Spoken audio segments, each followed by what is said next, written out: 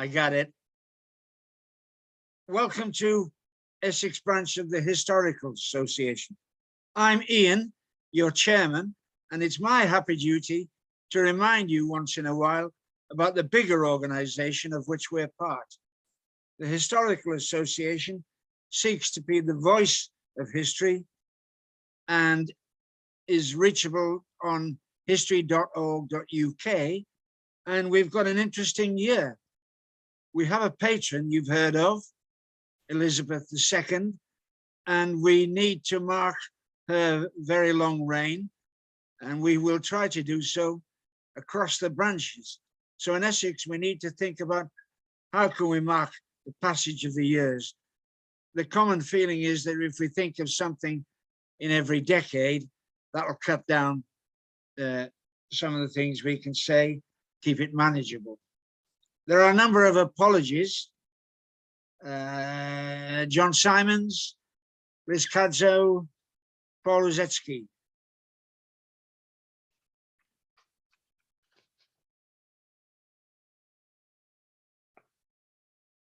Which leads me, smartly, to the point of this afternoon, which is to welcome Professor Catherine Cochin from Essex University, who is going to talk about a theatre specialist. Her title, The Art of Theatre in and Out of History. Professor Cochin, thank you very much. Thank you very much. I'm just going to share my screen and get my slides up.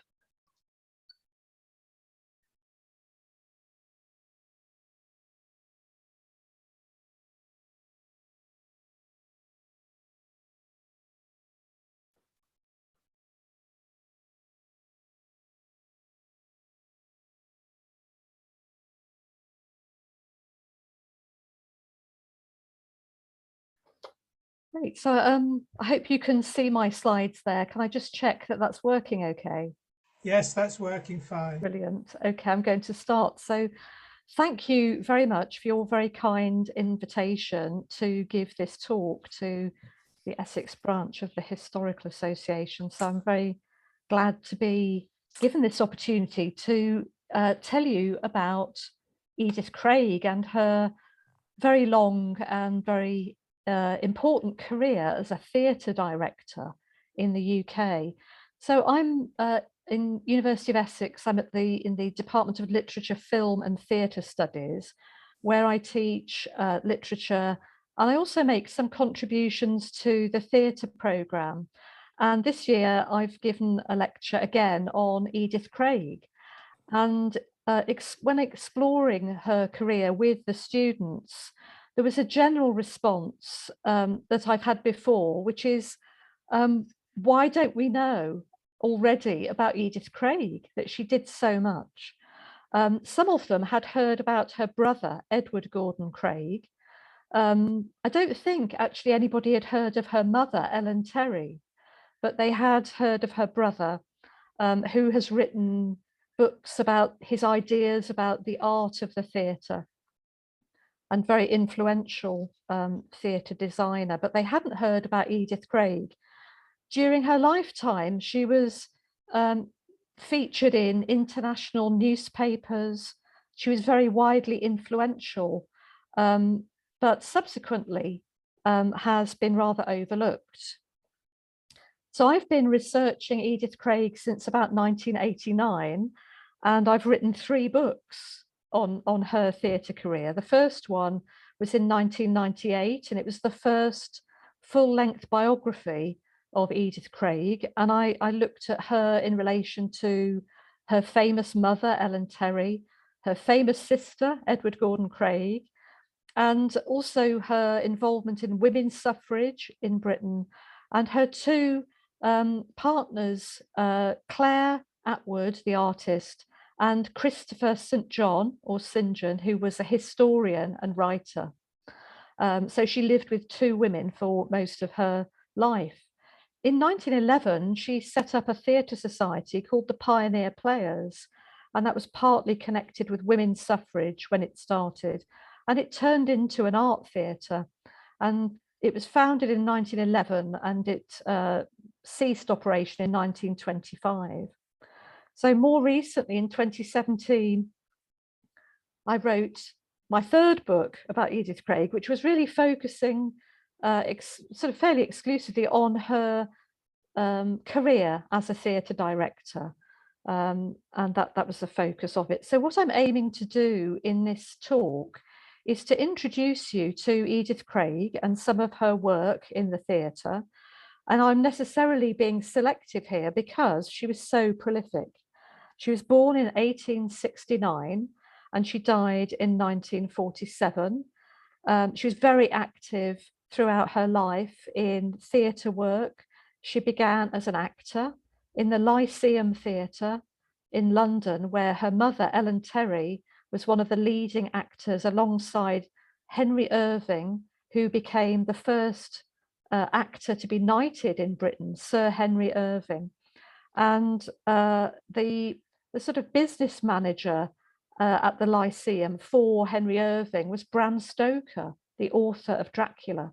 So she was involved at the Lyceum Theatre as a young woman, as was her brother briefly, in learning their skills as actors. But she also was involved in costume design at the Lyceum. And she set up her own business as a costume designer and then found her real niche as a director. So at a time when the idea of one person being in charge of overall artistic design, you know, this was really new at the time she took up this role. Generally, it was new, but also for a woman, it was very new. And her brother, Edward Gordon Craig, is much more widely known for his ideas and writings on the art of the theatre, but also this idea of one person having a kind of artistic control over what is seen on the stage. So apart from my books, I started research at Ellen Terry's former house, the farm, as it was known during her lifetime, and it's now Small Hyde Place, and it's owned by the National Trust. It was given to them in 1939 by Edith Craig. Ellen Terry died in 1928, after which time her daughter set about establishing this house as a museum for her mother's career and life. And in the garden is a barn, which was turned into a theatre, and an annual memorial performance was put on to remember Ellen Terry. And people would travel from all over Britain to attend these things. People like Laurence Olivier, Virginia Woolf attended, and Vita Sackville West. So this building is in Tenterden. It's on the road to Rye in Kent. So Ellen Terry's archive and her daughter's archive was left in this house, and it amounted to, in the end, over 20,000 documents. And so I set up a project to catalogue and record these items. I started with Edith Craig's papers, just over 5,000 of them, and a database was created and it was put online. 2006 to 8, it received external funding from the Arts and Humanities Research Council. And then more recently, as a result of family history researchers using the data, because it's freely available online, family history researchers were finding names of their ancestors. And so I then developed a new project to extend the use of this data more widely, to make it more accessible and usable by family history researchers. And so this more recent project has also led to another book, which is coming out this year, and it's called Tracing Your Theatrical Ancestors. And that's what I've been working on recently. So going on to the more detailed plan of what I'm going to talk about, I want to begin with Edith Craig's women's suffrage activities. From 1907 theatre became a very important focus of women's suffrage campaigning in Britain. So they would put on plays as part of big political events. There might be a sale of postcards, hats and things to raise money, but they also put on plays. And these were, very propagandist plays about the arguments for women being given the vote. And Edith Craig was one of the leading directors of plays in the women's suffrage movement, but she also was involved in a couple of processions where she designed the artistic scheme of the procession in the street, part of a big demonstration, if you like. So she was very closely involved in women's suffrage. And in 1911, she set up a theatre society called the Pioneer Players, which was based in London. And it was like a members-only club. It wasn't the only one. This was quite a popular way of organising theatre. If you didn't own a theatre, you couldn't afford to rent one. People set up these societies and they organised one-off productions funded by the members. And so the Pioneer Players kept going all the way through the First World War, quite unusually, and put on plays for their members. They were very sort of politically orientated plays, but then also around 1915, they turned their attentions towards becoming an art theatre, and they're putting on a lot of translated plays during the First World War, which was very controversial. So very important and sort of overlooked organisation, which I've sort of argued is London's art theatre at this time.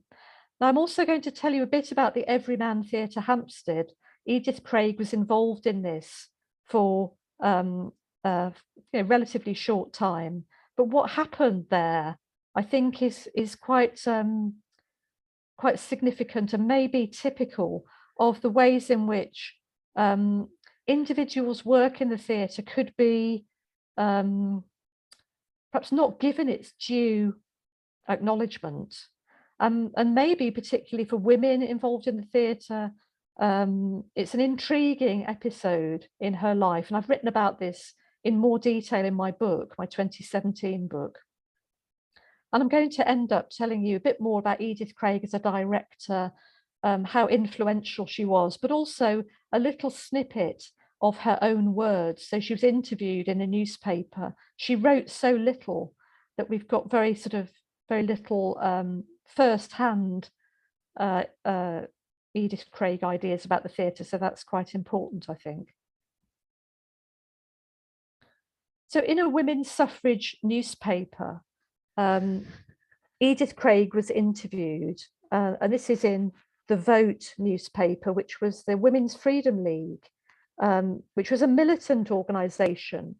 They did break the law, but they weren't as militant as the suffragettes, the WSPU, the Women's Social and Political Union. They really were very keen on publicity stunts and using cultural activities to raise awareness of the campaign for women's suffrage. And in this article in which Edith Craig is interviewed, the description of her, I think, is very telling.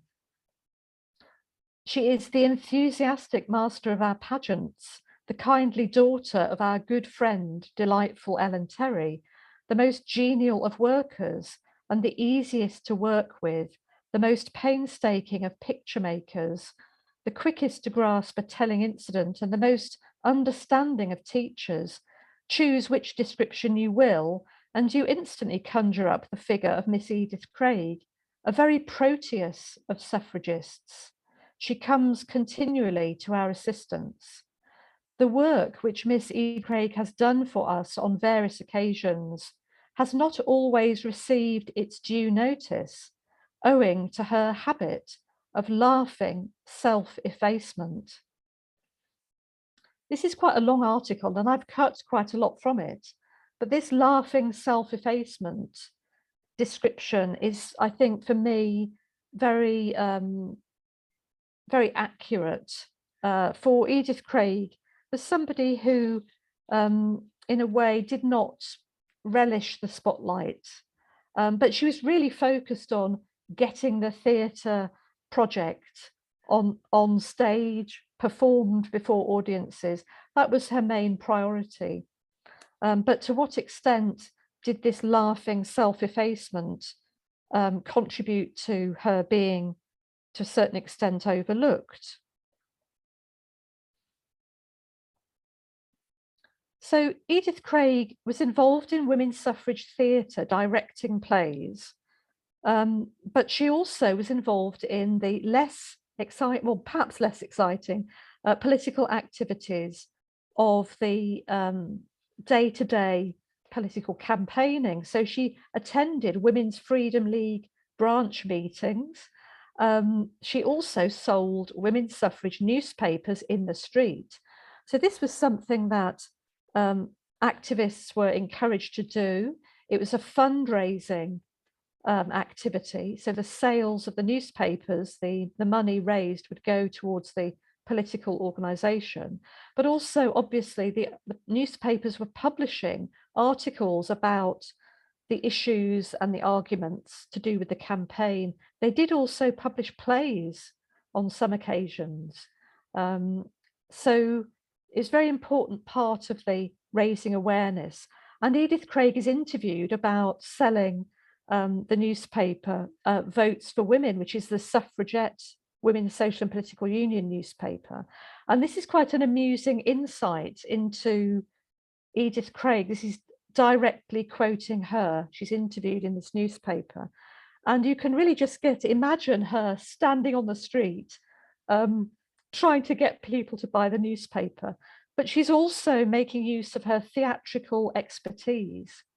And this is what she says about selling newspapers. I love it, but I'm always getting moved on.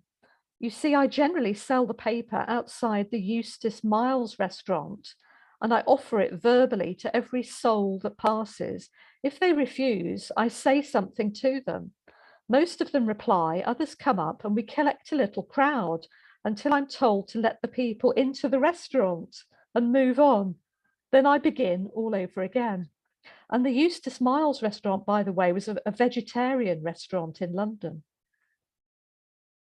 And she says it was seeing Votes for Women sold in the street in an apologetic manner that made me feel that I wanted to do it quite differently. And I began joining societies right away. That was some time ago, you know, and our sellers don't apologize for their existence now.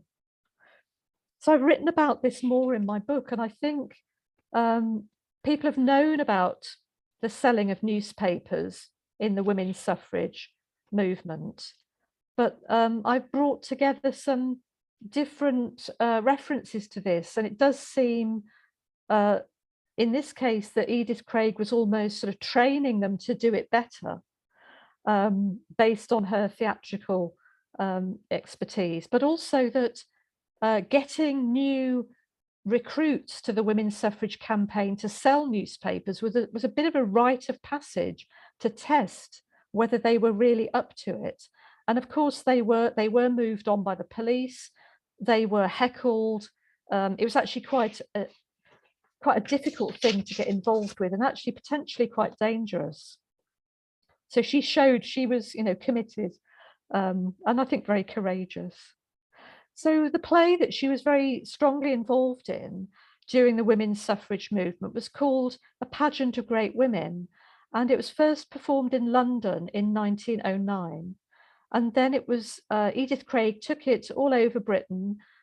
She was contracted to stage this play, and she was employed by the local women's suffrage organisation. So they would invite her to put the play on. And she would take with her 3 professional actors who played the characters of Woman, Prejudice, and Justice.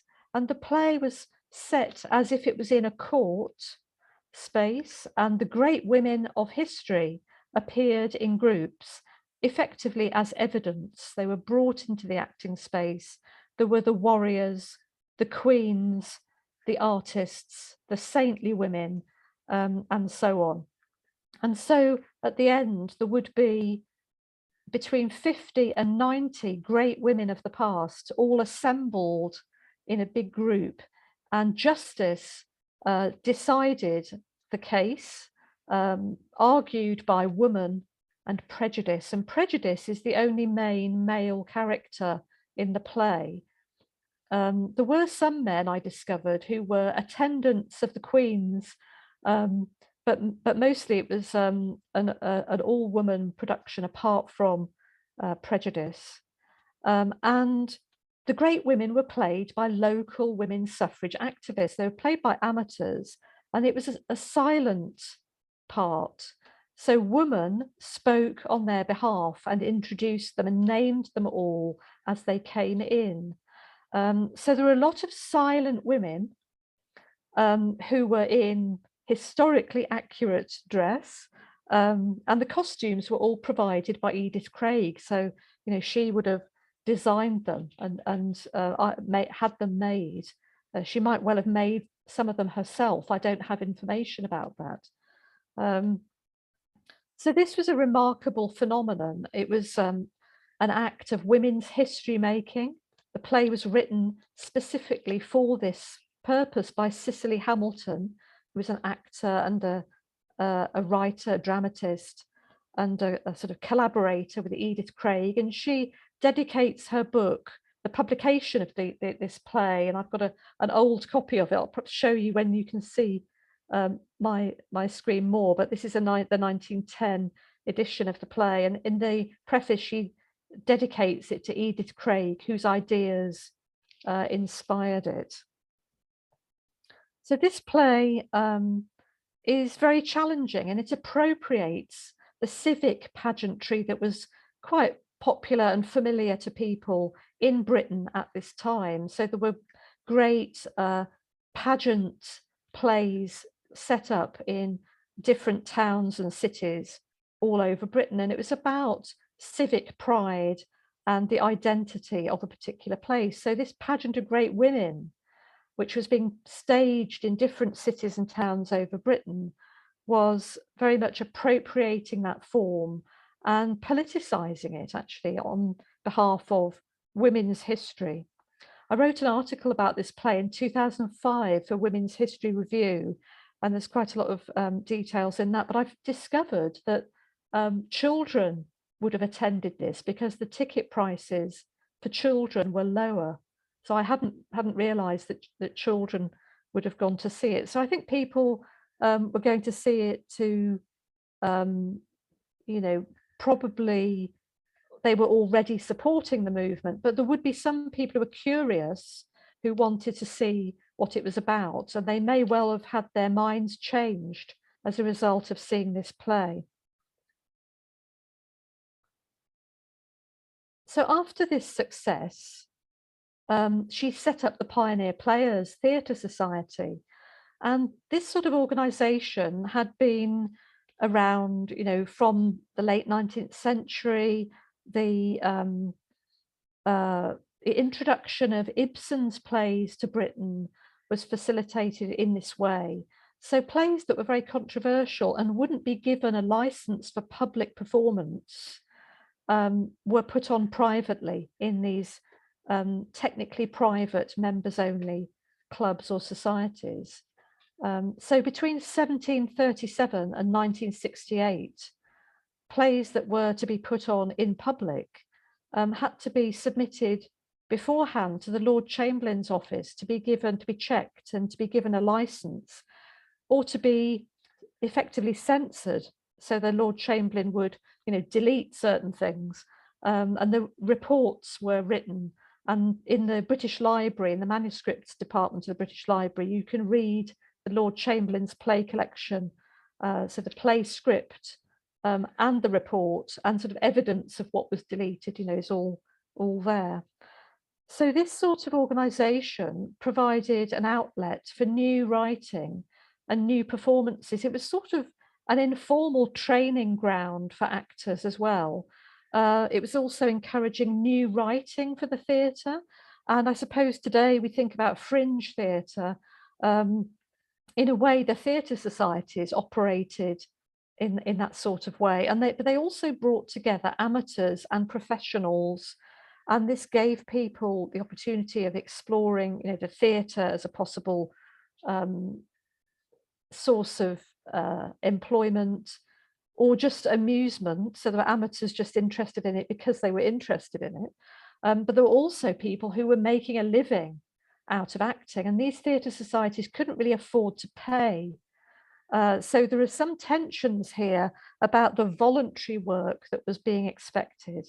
The pioneer players did pay rehearsal expenses when they had, membership of a sufficient size and money coming in to enable that. So that's a positive thing. And also they charged acting members a lower rate than ordinary members. So there was some acknowledgement there in the way it was organised.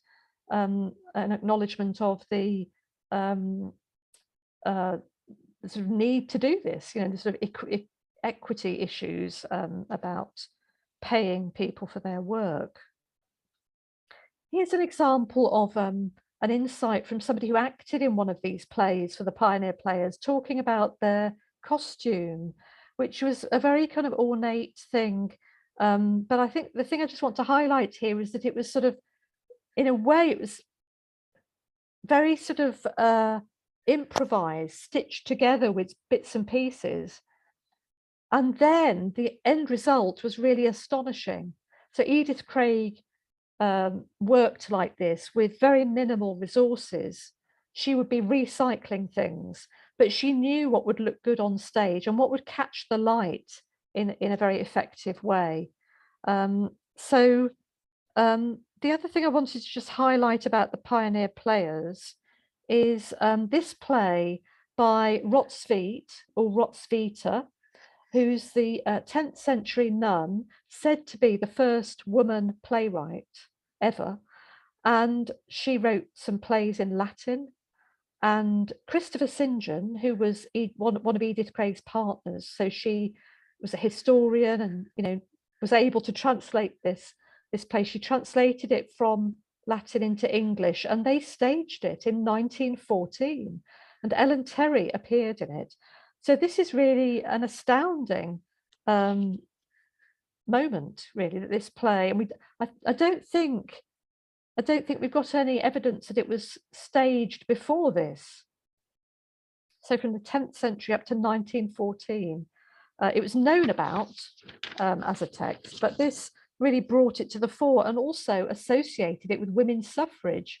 So it's a very strange story, and I've written about that in my books. So I just want to highlight some of the innovations and improvisations that Edith Craig was involved with in her theatrical productions. There were so many of them. They are often playwrights that are very little known today. A lot of them their plays were translated into English. So she's really working in world theatre. There's a global perspective to her theatre work, but she's bringing these newly translated plays to a London stage.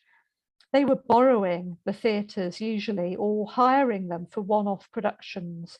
But some of the things that I think I've sort of drawn together as highlights of the way she worked, particularly to do with the costumes, specifically designed to work with the lighting. She's interested in using transparent fabrics and gauzes and reflective materials. There's one very strange Russian play called The Theatre of the Soul by Nikolai Evrenov, which she produced in 1915. And the design of the lighting for this play has survived. It's a very rough pencil sketch, but it shows that a beating heart was indicated by a red light sort of pulsing on the floor of the stage. She, as I said, borrowed spaces, but she also put on plays in churches. So she becomes a real expert in religious plays, staging them, but also the nativity play in Britain, which we know of, it's so familiar, in the period when Edith Craig was staging nativity plays in the 1920s after the First World War. You know, this is really when it takes off as an amateur, or often an amateur theatre phenomenon. So she's very much, I think, centrally involved in popularising the nativity play in that post-First World War community building moment in Britain.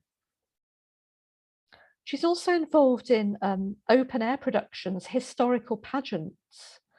And these are, you know, fascinating. There's actually a film that has survived of her Mount Grace Priory pageant. And that was an amazing thing to look at the Yorkshire Film Archive. So you could see the vast space in which she was directing the actors, but also there's a scene where they're in a circle and moving, and you know, it's designed in a very thoughtful way. She also, when she did productions at the Barn Theatre, you know, improvised in ways that were, I think, very effective and perhaps a bit unexpected. So motor cars at that time, it looks like the lamps could be removed. Anyway, she used motor car lamps from the front row to kind of shine up onto the stage. And this was noted by somebody, but all of this summary I've had to put together by collecting from autobiographies of people she knew who happened to write about it, or newspaper reviews, because she didn't write, you know, a big book about her own ideas of the art of the theatre, sadly. So the overall effect of her stage productions was often described as stunning and visually very artistically significant. And one very important bit of evidence I've got for that is Virginia Woolf, the modernist writer, who saw Edith Craig in 1922 in a rehearsal.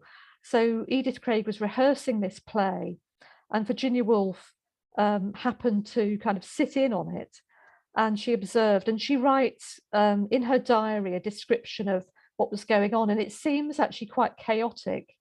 And Virginia Woolf is actually very, she's quite scathing about the actors. So there are amateurs involved in this production, and she knows one or two of them, and she mentions them by name. And she's, I think, very, she is quite critical of this sort of rehearsal, but she describes Edith Craig managing it, and then she describes the overall effect. Then we went into the theatre, and there was the light on, the group significant, gold tissue, something stimulating and unreal.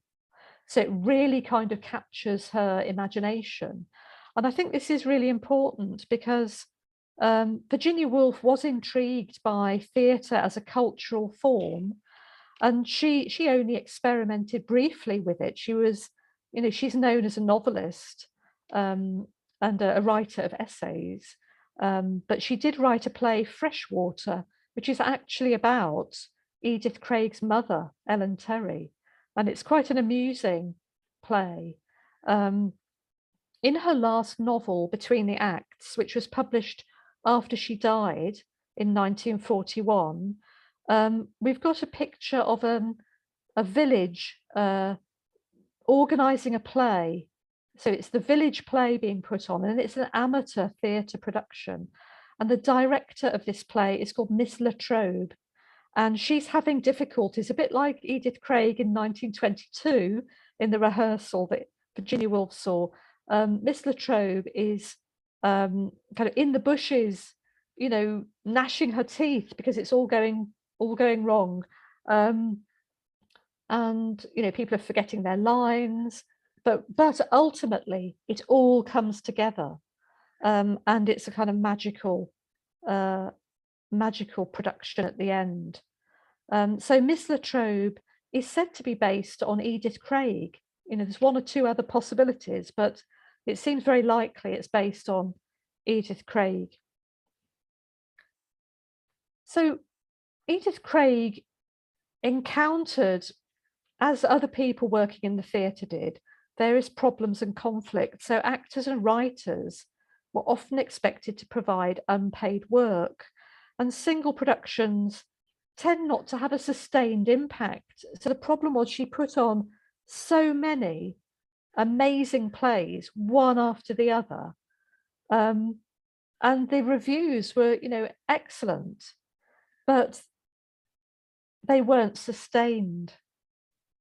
And amateur and professional actors working together, you know, the tensions created, and also, of course, some amateurs weren't really experienced enough to do an excellent job. So there are problems arising sometimes then. So my third section of this talk, really, I want to move on to my example of the difficulties that Edith Craig faced working in the theatre at a time when it was really difficult to get training, to get opportunities, to work in a sustained way. So if you didn't have huge amounts of money and could buy your own theatre and sort of establish it, or even set up your own theatre company and try to make a business out of your theatre work, you'd need some capital to set that up. So Edith Craig had various opportunities. After the Pioneer Players, she was involved with the Everyman Theatre Hampstead and in the Leeds Art Theatre, where she was the art director. And then she is working in the Barn Theatre at the farm after her mother's death. The productions there are taking up, you know, most of her energy and focus, and she's there running it. But at this point in her career, 1920-21, she was involved. This could have been her big chance, perhaps, but it wasn't to be. And I think how it's been recorded in this book tells us quite a lot, actually, about the precarious nature of theatre work, but also, you know, what difficult situations people can be in terms of their work environment and the expectations of whether or not their work is properly acknowledged. So at this Everyman Theatre Hampstead, there was a very important season of plays put on, and they were plays by George Bernard Shaw, and his reputation had really been affected by his anti-war position during the First World War. And this season of plays has been said to really kind of revive his reputation. And Edith Craig directed them. Now, this theatre was set up after the First World War with great enthusiasm by Norman MacDermott. The design of the building was thought about very carefully. The foyer was designed as a social space. So, you know, this was a really interesting approach, really thinking about it being almost like an art centre. So it all seems very modern. And also the desire is to connect with the local community. And the fans of this theatre were called the Everymaniacs, which I think is rather good. Strong support from them. So Norman MacDermott wrote his book, The History of the Everyman Theatre, and it was published by the Society for Theatre Research in 1975. And when I was doing my third book on Edith Craig, published in 2017, I read this again, and I just sort of saw some of the details in a different light than I had before. So Norman MacDermott was born in 1890 and he died in 1977. So, Edith Craig's born in 1969. So he's 21 years younger than her. So thinking about the generational gap, if you like, during the First World War, he's a conscientious objector. He's really keen on the theatre and he wants to set this theatre up. But, and this is a big but, he knows nothing about the theatre. He's got really no experience. And he's aware of that. So he needs to enlist theatre experts, theatre practitioners to help. And he enlists, as it says here, this extract from it. I'd asked the production of Romeo and Juliet in the previous year in repertoire conditions had required an assistant producer. I had asked Miss Craig to rehearse the general crowd movement and the fights, and most convincing and dramatic she made them. I now asked her to undertake the whole of the next season's productions under an arrangement that should be announced and printed in programmes as the play produced by Miss Edith Craig under the general direction of Norman MacDermott. I should cast the plays in consultation with her, design the settings and lighting, and have general supervision on important matters.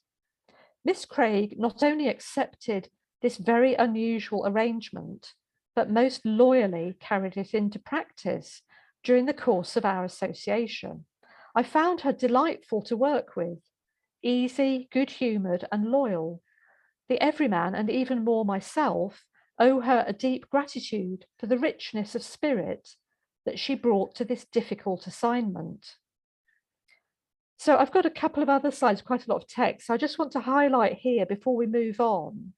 There's repetition here about loyalty, but also the unusual arrangement is mentioned, and also difficult assignment. So why was it so difficult? And why was her loyalty needed?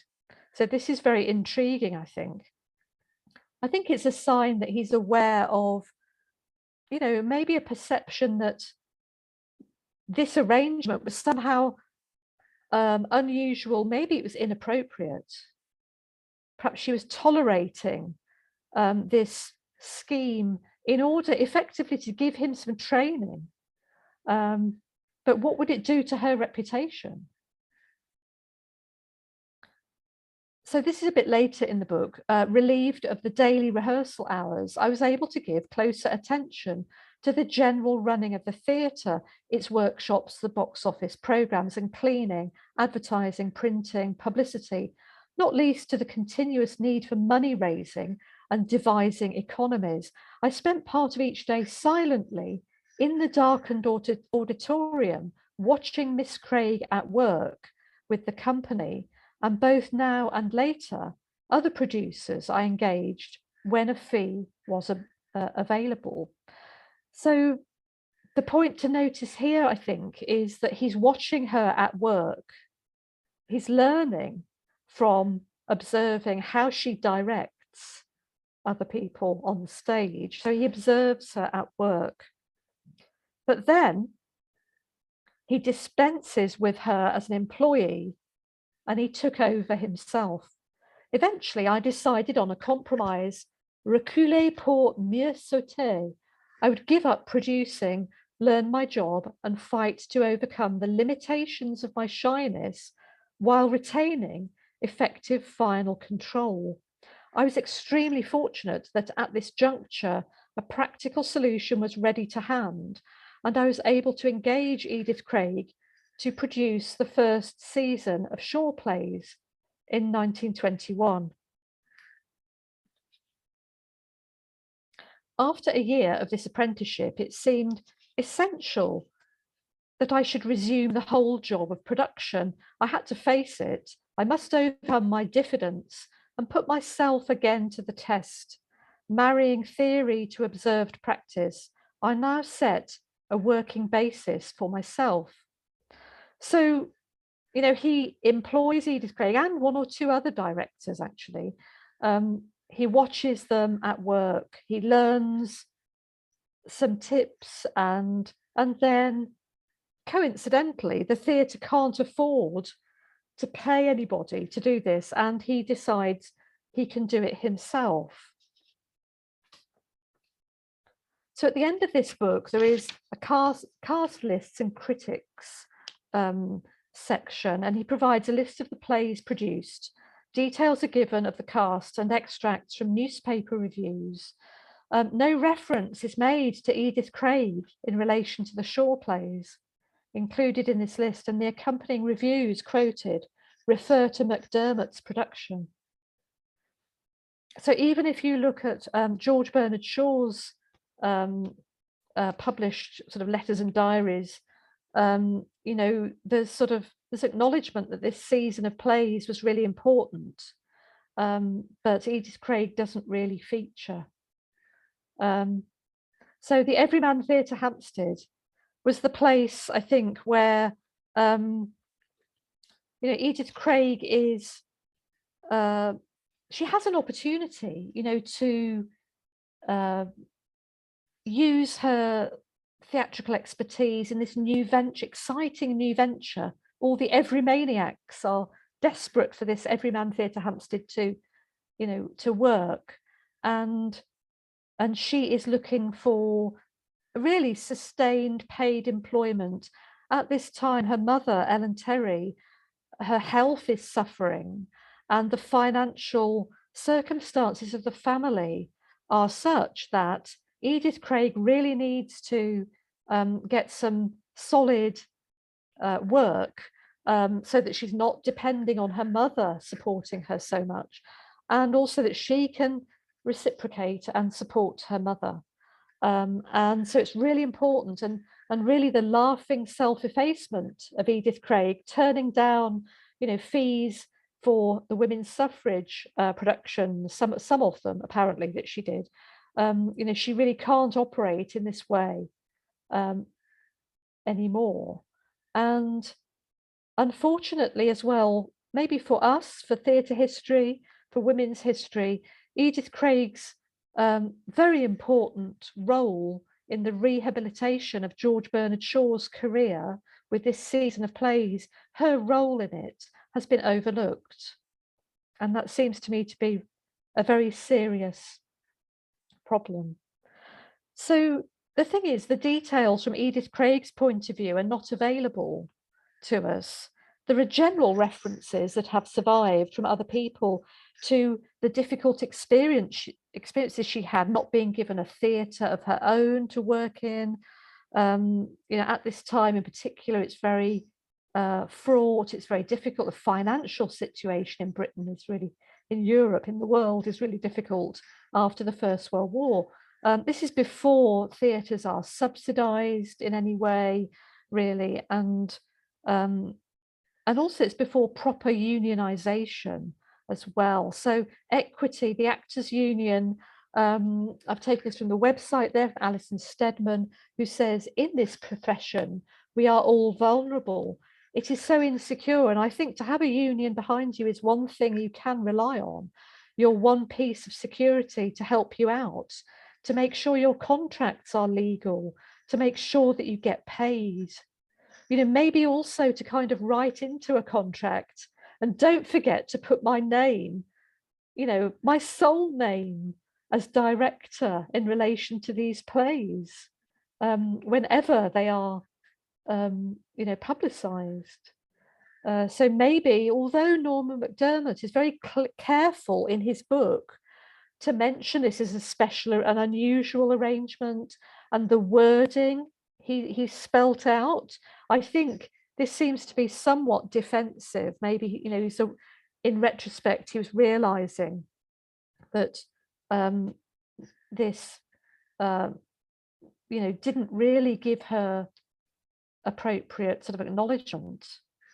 So we don't have much of Edith Craig's own words, but we do have this really important, quite long interview of with her with the Yorkshire Post, and she's interviewed at the time when she's working as art director at the Leeds Art Theatre. So it's really exciting things going on in Leeds in the 1920s. So an interesting Kandinsky, the Leeds Art Club is very active, and the Leeds Art Theatre she turns her attention to, and they employ her to organise the theatre and decide what's put on and direct the plays.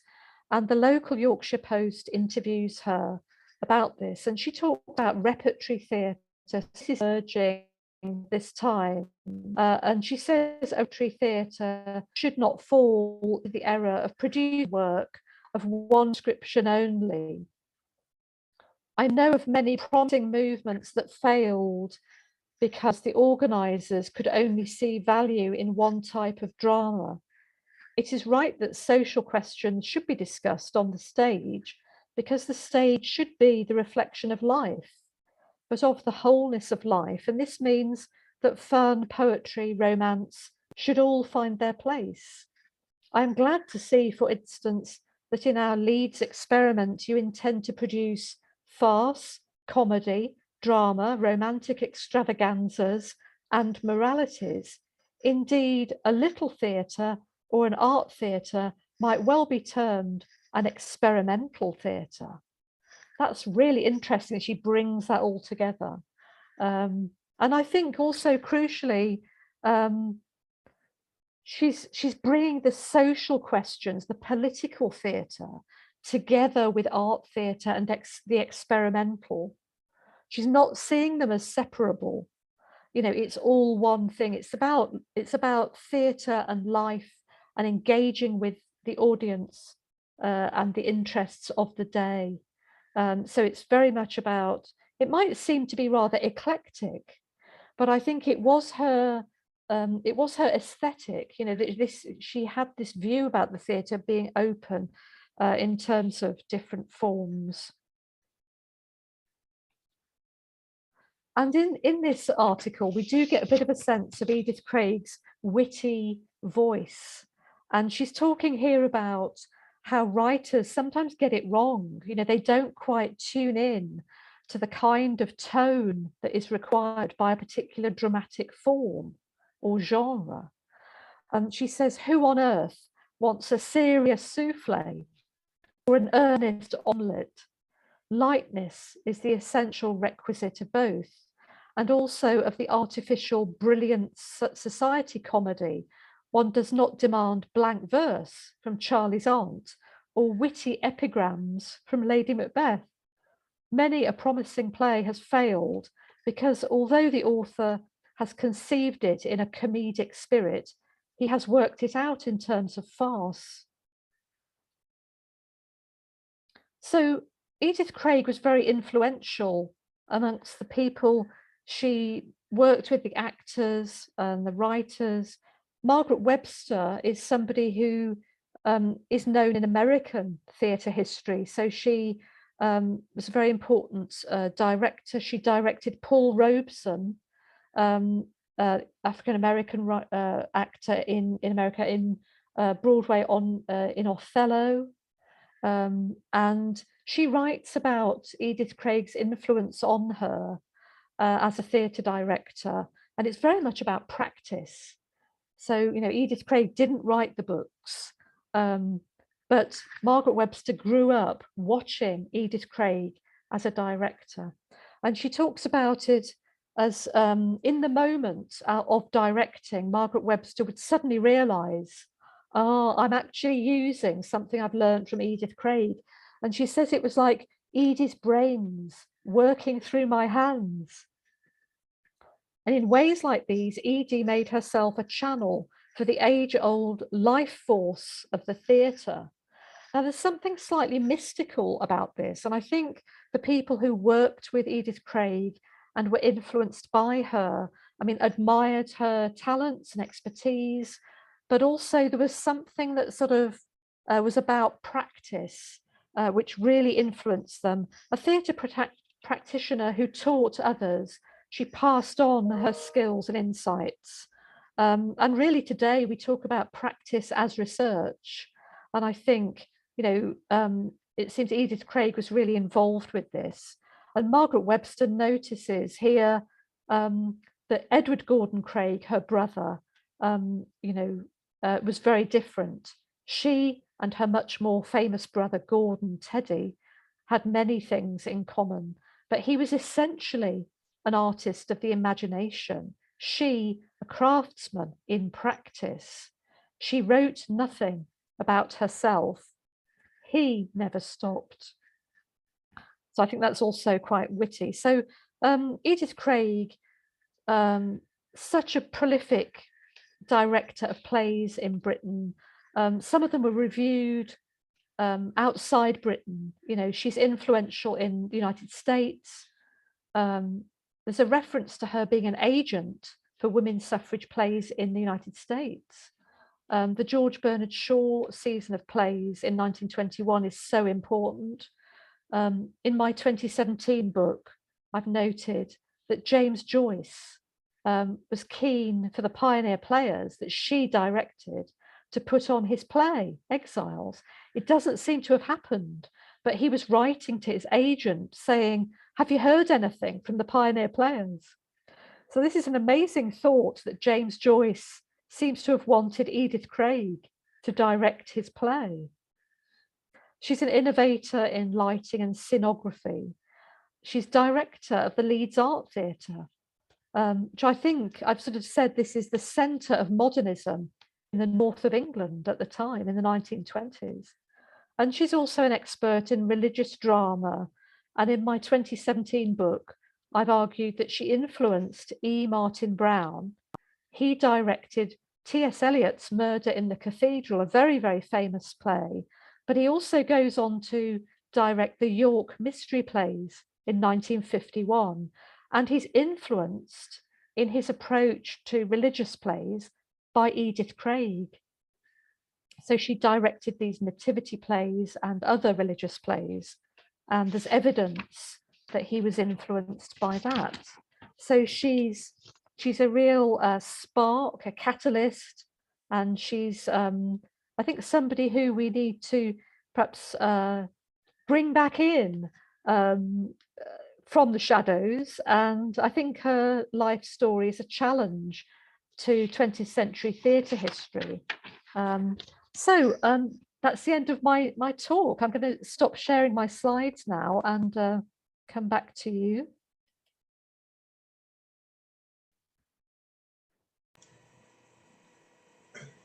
Thank you, Catherine. Does anyone have any questions? Could I just say Yeah. I think it was a very appropriate talk for the week of International Women's Day. Yes.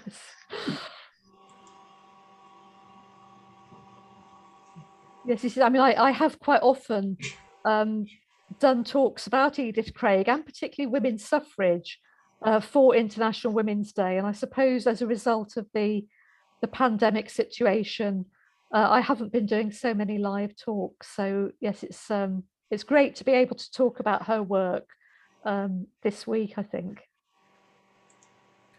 I have a question, please. Paphnutius, that 10th century play by a nun. What was the name of the nun, please? I'll just write it in the chat. Actually, she's called Rotsveit. The play program and the press coverage at the time in 1914, the spelling varies. So people who are sort of medieval literature experts, I think, the spelling varies. So I'll put several, versions of it in the chat for you, Ian. Thank you. Can I see? Questions? Anyone's got a question? Oh, sorry. Yes. Oh, yes. Can I? Are you hearing me? Can I ask? Oh, Yes. is that Rowena? That is Rowena. Yes, okay, go ahead, Rowena. Thank you very much indeed, Catherine. But you've mentioned Ellen Terry, her famous mother, but you've not said anything about her father. Yes. Yes, you're quite right, Rowena. So I suppose whenever I do a talk about Edith Craig, I have to weigh up how I'm going to use the time. And I think as time goes on, I'm kind of more inclined to focus on her, because I feel that if I spend, I don't know, sort of the first 15 minutes putting her in the context of her more famous relatives, in a way, I'm sort of reproducing the problems of her being somehow overshadowed. This is a problem, I think, with the achievements of people who have famous parents or famous relatives, that they're always kind of being referred to as the daughter of, or the sister of, or the son of. Mm. And so, yes, I've sort of deliberately omitted some of these things. So Edward Godwin, her father, you know, is worldwide, you know, in terms of his fame as an architect, a designer, furniture design. I mean, there's sort of so interdisciplinary and wide-ranging were his skills. You know, I think that his influence on her is probably coming out in her openness to lots of different artistic practices. But also, of course, she was brought up in an arts and crafts kind of environment. And so I think this would have influenced her as well. But yes, I think maybe Edith Craig and her famous family might be a different talk. Thank you. Any other questions? Oh, was that a stage name, Edith, the Craig bit? Yeah. Oh, yes. So, so this is following on probably from what Rowena's just pointed out, that I haven't really given you very much information about her family. So she's Ellen Terry was married to G.F. Watts. So as a very young woman, just before she was 17, she marries the famous G.F. Watts, the artist. And he's so famous that he was known as England's Michelangelo. And the Watts Gallery in Surrey is sort of very much a place to visit to see his work. But that marriage did not sort of continue. And Ellen Terry has a very long relationship with Edward Godwin while she's still married to Watts, and they live together in Hertfordshire, and they have 2 children.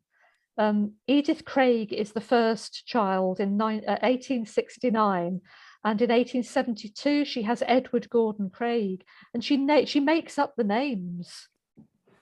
So Edward Godwin is the father, but she, I think this is very interesting that you know, the term illegitimate would have been associated with them as children of parents who weren't married. But in addition to that, she's married to somebody else. And I think the repercussions of this for Ellen Terry and for her children are sort of, they last a lifetime, you know, because of the shame and the stigma. But at the same time, what is astonishing is that Ellen Terry manages to recuperate her career. She goes back to the stage when the relationship with Godwin ends. She's got to look after her children. She goes back to her acting career, and she's accepted, and she becomes one of the most famous and wealthy actresses of her day. Mm. And so she's sort of the fact that she's got 2 children, and she's not married to the father, is somehow tolerated. And she goes on to marry, she divorces from Watts. She goes on to marry 2 other people. And the 3rd husband, James Carew, that's 1907. She comes back from America, having married the actor she's working with, James Carew, and he's the similar age difference with Watts, but she's older than him. So, you know, very interesting individual, and in a way she defies a lot of the general things we think about 19th century life and women and what is possible. And, you know, she kind of just did what she wanted to do. She also did what she had to do because she had 2 children to support, and acting was what she knew. And so going back to the stage was what she had to do, really. And I think, you know, it's the letters. I'm editing Ellen Terry's letters. There's 8 volumes, and I'm just finishing the last 2 volumes now. It's over 3,000 letters from Ellen Terry that have survived. And you get a real sense of her when she's apart from her children, how difficult it is, because she's on tour with Henry Irving and the Lyceum Theatre Company. They spend months on end in America and Canada touring. It's very grueling, but very, very financially lucrative. She ends up being able to buy several houses. But she misses her children. She sends long letters, very detailed instructions about what they should and shouldn't be doing. So, you know, a very remarkable woman, but very unusual, an exceptional woman in a sense, not representative, I don't think. No, it's not. Any more questions? Oh yes, Martin, you need to unmute yourself. Okay, thank you. Catherine, I wanted to ask really about, dare I bring in the issue of class. She seems very much into sort of the upper middle class bracket, and I can understand plays available to all, but what influence did she have on sort of the working classes, and was the movement, I appreciate suffragettes weren't needed in the 20s and 30s so much, yet they still were, but what did the working classes think about her? Yeah, that's a really good question. I mean, Edith Craig in, I'm trying to remember the exact date of this, I'll have to check. I think it's 1930. She directs a play by Upton Sinclair, who's an American playwright, called Singing Jailbirds, which is about the imprisonment of, I think, striking workers in America. It's a very, very shocking play, actually. It's socialist, and it is put on for an organisation called the Masses Stage and Film Guild in London, and it's connected with the Independent Labour Party. And so there's a reference also to, I think Ellen Terry writes in a letter about her daughter and the other women, of course, will vote for Labour. You know, so I think, you know, we've got a sense that Edith Craig was, her political views were sort of socialist. So that's her position, and she's putting on plays of that sort. But of course, also locally, this is what's so intriguing about these people. They don't fit into easy categories. That equally, Edith Craig was prepared to direct The Merry Wives of Windsor for the Ashford Conservative Association. So for the local kind of Tory party, she's kind of prepared to stage a play for them. So I think she's sort of, she's very open, I think, to working with lots of different people. So I suppose, you know, what has survived in terms of evidence of her influence on other people? There are lots of letters in her archive from people who were involved in her theatre productions. So people who were actors, who, I mean, weren't necessarily wealthy themselves, but she seems to have you know, had a lot of very positive responses from people. I think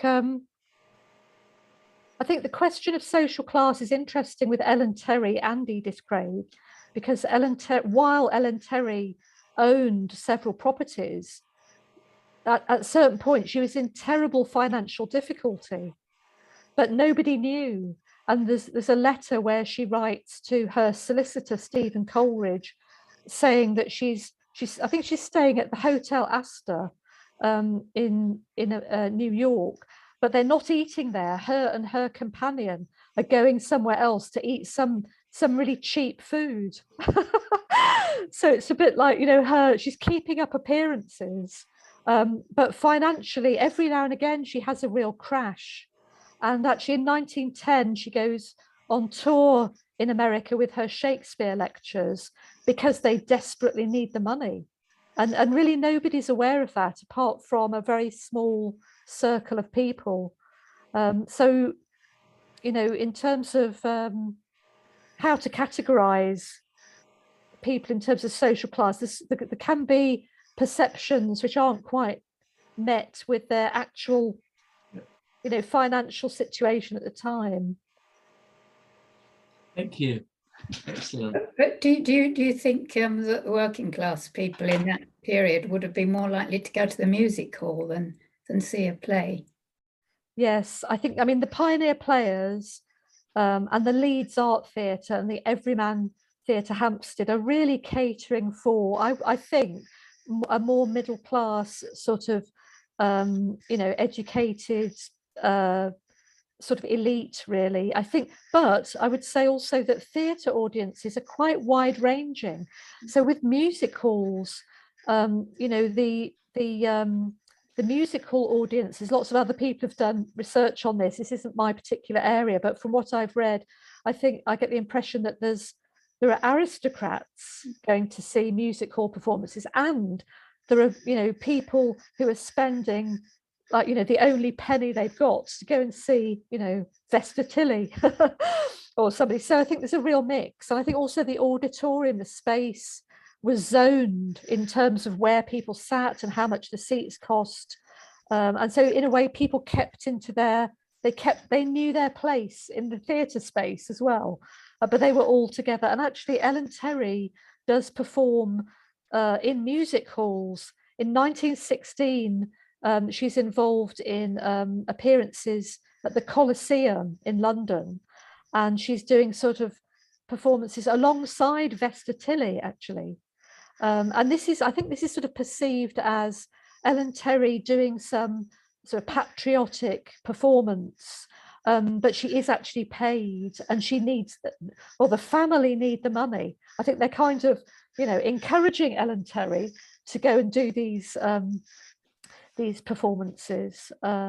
So that's quite interesting, I think. And also the music hall wasn't where she wanted to be performing. So Ellen Terry did, you know, sort of express that view. Yeah. And of course, there's also the rise of film. And Ellen Terry appears in a film in 1922 with Ivor Novello called The Bohemian Girl, which I've seen. It survives, and it's in the British Film Institute.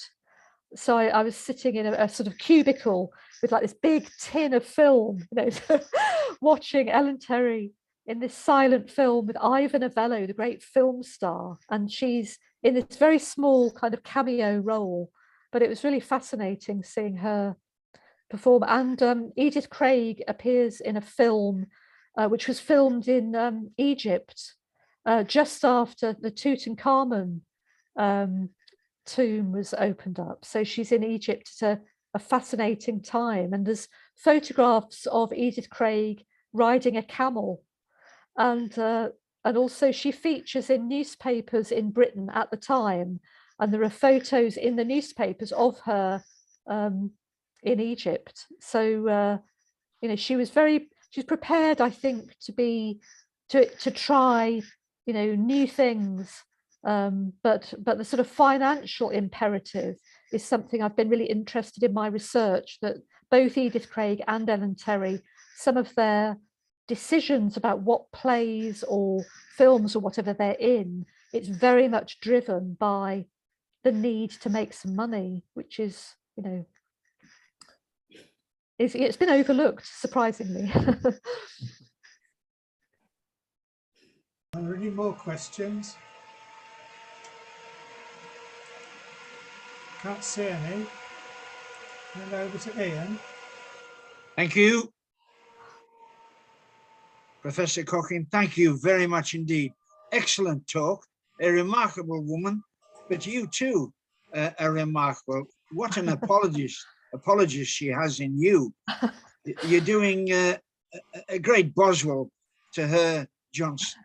We thank you very, very much, your talk and the questions afterwards. And it falls to me to ask everyone to show our vote of thanks in the usual way, please. Thank you. Oh. Thanks so much. Thank you for inviting me. Thank you. Well, we'll do so again. I think you've hinted Yeah. as the next talk. The Yeah. family. Yeah, theatrical and